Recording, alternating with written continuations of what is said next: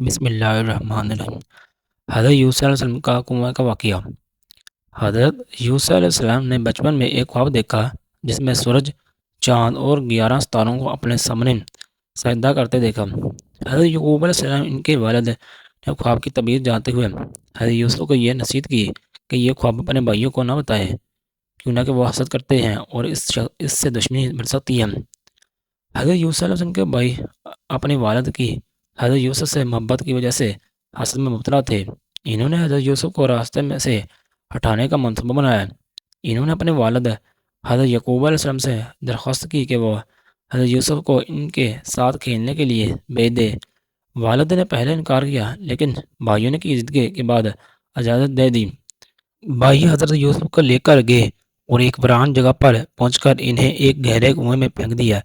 پھر وہ ایک جھوٹی کہانی بنا کر اپنے والد کے پاس واپس آئے اور کہا کہ حضرت یوسف کو بھیڑیا کھا گیا ہے، اور بطور ثبوت انہوں نے ان کی خون میں لت پت کی میت پیش کی۔ حضرت یوسف علیہ السلام کنویں میں اللہ کے بھروسے پر صبر کرتے رہے۔ اللہ نے ان کے دل کو سکون عطا کیا۔ ایک قافلہ وہاں سے گزرا اور انہوں نے حضرت یوسف کو کنویں سے نکالا اور غلام کے طور پر بیچنے کا فیصلہ کیا۔